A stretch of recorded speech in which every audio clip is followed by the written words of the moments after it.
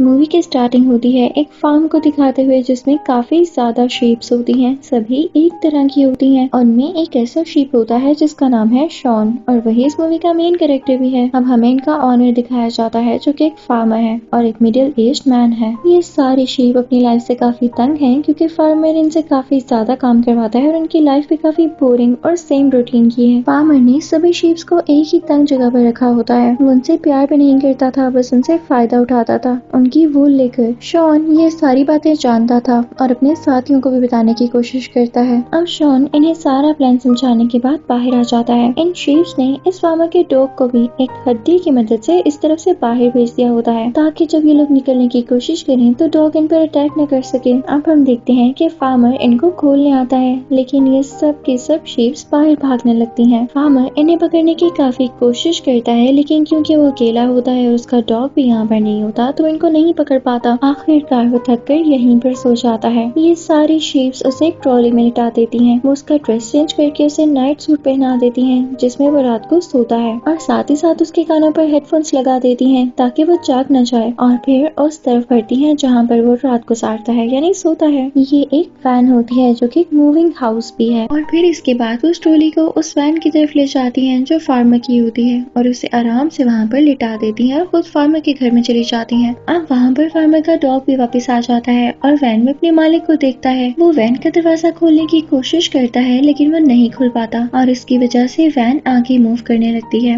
अब फार्मर तो सो रहा होता है, उसे कुछ पता नहीं चलता। डॉग उस वैन का पीछा करने की कोशिश करता है लेकिन उस तक नहीं पहुँच पाता और वो वैन मूव करते करते आगे शहर तक चली जाती है। इधर शॉन और बाकी शीप्स फार्मर के घर में काफी मौज मस्ती कर रहे होते हैं जो चाहे मर्जी खा रहे होते हैं। यानी अब उनका ऑनर यहाँ पर नहीं है तो वो मजे मजे के काम करते हैं जो आज तक उनके ऑनर ने उन्हें कभी भी नहीं करने दिए। अब उधर हम वैन को देखते हैं जो शहर में पहुंच चुकी है और वो तेजी से मूव कर रही है। ऑनर के पास उसका अलार्म क्लॉक भी होता है जिसे वो बंद कर देता है। वो यही समझता है कि मैं अपने रूम में सो रहा हूँ लेकिन जैसे ही वो वैन से बाहर आता है तो क्योंकि उसकी वैन एक लाइट से टकराई हुई होती है तो उस लाइट का स्फीयर उसके सर के ऊपर आकर गिरता है जिससे वो बेहोश हो जाता है। वहाँ पर एम्बुलेंस आकर उसे हॉस्पिटल ले जाती है और इतनी देर में उसका डॉग भी वहाँ पर पहुँच चुका था। अब उधर हम फार्मर के घर में देखते हैं कि पहले शीप्स तो बहुत फन कर रही होती हैं लेकिन तभी उन्हें पता चलता है कि उस घर में कुछ पिग्स आ गए हैं। वो पिग्स उन्हें बहुत तंग कर रहे हैं, उनकी हर चीज छेड़ रहे हैं और यहाँ पर इन शीप्स को अपनी गलती का एहसास भी होने लगता है कि किस तरह से इन्होंने अपने ऑनर को दूर भेज दिया। वो उसके कपड़े सूंघकर उसे मिस करने लगते हैं।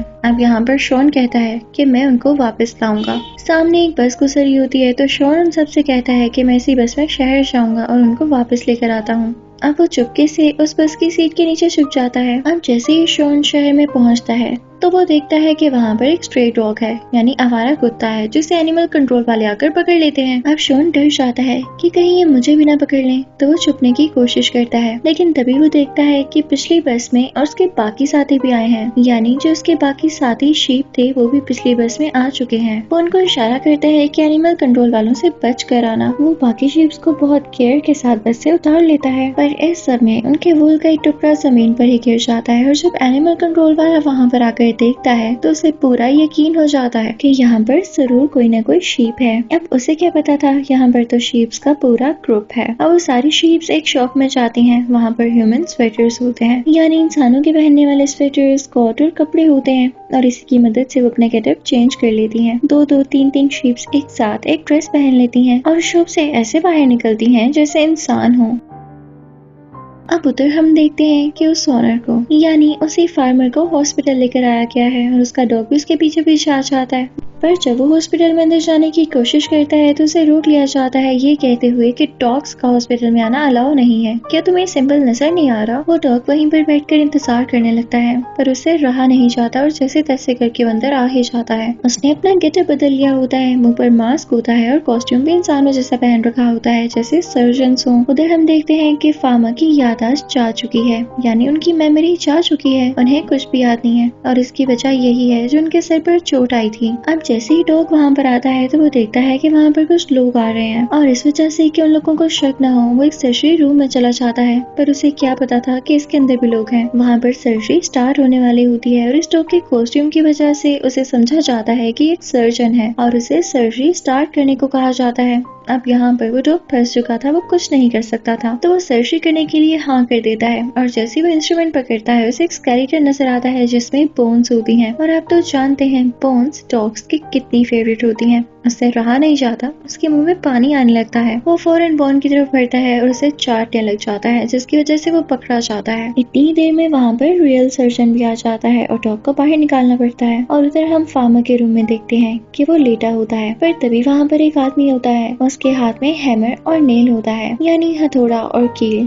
वो वहाँ दीवार में लगाने आया था, लेकिन फार्मर को लगता है कि मुझे हर्ट करने वाला है, तो वो फौरन से उठकर वहाँ से भाग जाता है। वो हॉस्पिटल से बाहर ही निकल आया था और उधर शीप्स जगह जगह फिर रही थी, लेकिन उन्हें भी हर जगह से किक आउट कर दिया जाता था, यानी बाहर निकाल दिया जाता था। अब ये शीप्स एक और रेस्टोरेंट में जाती हैं ताकि खाना खा सकें, लेकिन जो कॉस्ट्यूम शीप शॉन ने पहना होता है वो उधड़ने लगता है, क्योंकि उसका एक धागा एक हुक में फंस चुका था। अब जैसे ही उसकी रियल फॉर्म रिवील होती है कि ये तो एक शीप है, तो सारे लोग जाते हैं और वहाँ का मैनेजर फौरन से एनिमल कंट्रोल वालों को कॉल कर देता है। तो एनिमल कंट्रोल वाला वही आदमी यहाँ पर आता है और शॉन को पकड़ के अपने साथ ले जाता है, पर शॉन के साथ यहाँ पर कुछ नहीं कर सकते थे, वरना वो भी पकड़े जाते। शॉन रास्ते में देखता है कि उसका फार्मर यानी उसका ऑनर जा रहा है, पर वो यहाँ पर कुछ भी नहीं कर सकता था। अब हम फार्मर को देखते हैं जो अपनी धुन में चल रहा होता है, उसे कुछ भी याद नहीं होता। वो एक बार्बर शॉप में चला जाता है और वहाँ पर काफी रिच आदमी आया होता है जिसके बाल सफेद कलर के होते हैं, ऐसे लग रहा था जैसे कोई फूल हो। वो वहाँ पर काफी परेशान हाल में आया होता है और कहता है कि मेरे बाल बिगड़ चुके हैं, इनका कोई ऐसा हेयर कट करो जो मुझे दोबारा से अच्छा लगने लगे। अब यहाँ पर फार्मर को उस आदमी के बाल देखकर बिल्कुल ऐसा ही फील होता है जैसे उसकी शीप की फूल हो, और पास ट्रिमर भी पड़ा होता है। वो फौरन से ट्रिमर उठाता है और उसके बाल उसी तरह से ट्रिम करने लगता है जैसे वो शीप्स की किया करता था।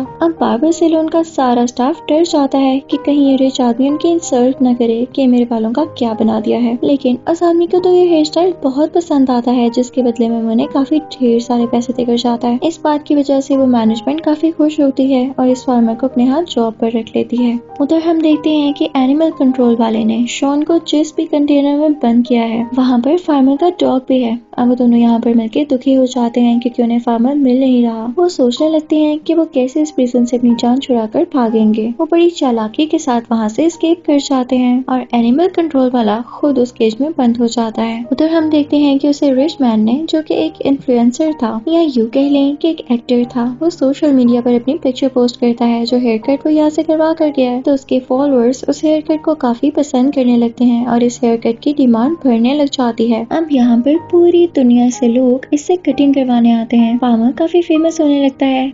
अब क्योंकि उसे कुछ याद नहीं था, इवन अपना नाम भी याद नहीं था, तो लोग जो उसका नाम रखते हैं वो मिस्टर एक्स होता है। वो काफी फेमस हो जाता है, उसके बड़े बड़े पोस्टर्स लग जाते हैं। उधर हम देखते हैं कि शॉन और डॉग वहाँ से वापस तो आ चुके हैं, लेकिन साथ ही साथ उनके साथ और भी शीप्स मिल जाते हैं जो उसी प्रिजन में से उसको बचाने आए थे। वो लोग भी उसका पोस्टर देखते हैं और मजे की बात तो ये होती है कि उस पर उसका एड्रेस भी होता है कि ये कहाँ मिलने वाला है। वो सारे काफी खुश हो जाते हैं कि अब हम अपने ऑनर को ढूंढ सकेंगे और उस एड्रेस को फॉलो करते हुए वहाँ जाने लगते हैं।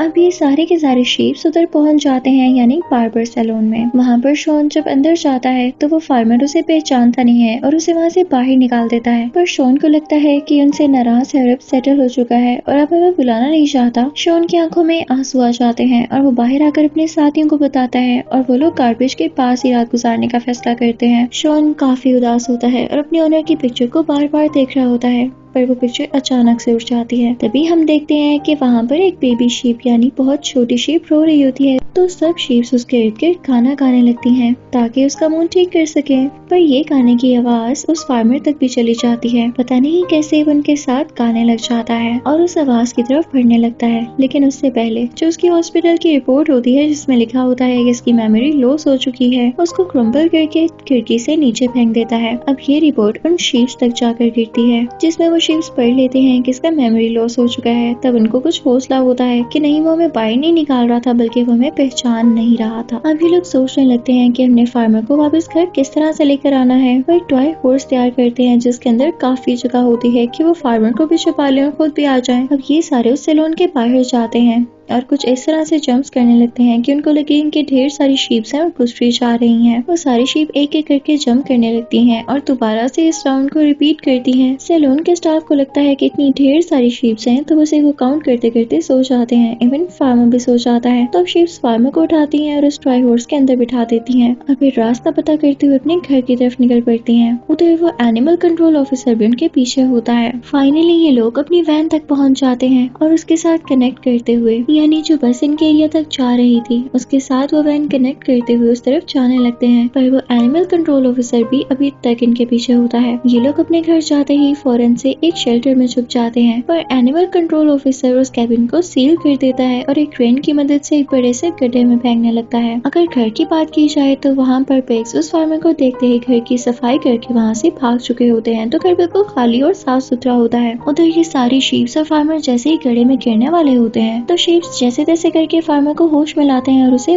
बचाने का कहते हैं। फार्मर फौरन से उस कैबिन का दरवाजा खोलता है, लेकिन आगे कोई स्पेस नहीं होती। वो गड्ढे में गिरने ही वाला होता है कि सारे शीप्स उसे बचा लेते हैं। अब शॉन फौरन से जंप करता हुआ उस एनिमल कंट्रोल ऑफिसर के पास जाता है और उस क्रेन के कंट्रोल संभाल कर बाकी सबकी भी जान बचा लेता है। एनिमल कंट्रोल ऑफिसर को शॉन पे बहुत गुस्सा आता है और वो उसे उठाकर उछालने लगता है, पर फार्मर उसे कैच कर लेता है और वो अपनी शिप्स को पाकर काफी खुश था। फिर इसके कुछ ही टाइम बाद वहाँ पर एक वाइल्ड बुल आता है जो उस एनिमल कंट्रोल ऑफिसर को किक करता है और वो दूर जाकर गिरता है। फिर हम देखते हैं कि फार्मर की मेमोरी वापस आ चुकी है। वो अपनी शीप से बहुत प्यार करता है और अब उनकी रूटीन नो मोर बोरिंग। वो सारे बहुत एंजॉयमेंट करने लगते हैं। एक दिन फार्मर ने टीवी लगाया होता है तो उस पर न्यूज आ रही होती है मिस्टर एक्स के बारे में। तो ये देखकर वो खुद भी काफी हैरान हो जाता है और उसकी कॉफी उसके मुंह से बाहर आने लगती है। यानी इस मूवी में हमें ये दिखाया गया कि शुरू में अपनी चीज की कदर नहीं होती, लेकिन जब आपसे दूर जाती है तब आपको एहसास होता है कि वो आपके लिए कितनी जरूरी है। इसी मैसेज के साथ ये मूवी यहीं पर खत्म हो जाती है। Thank you for watching.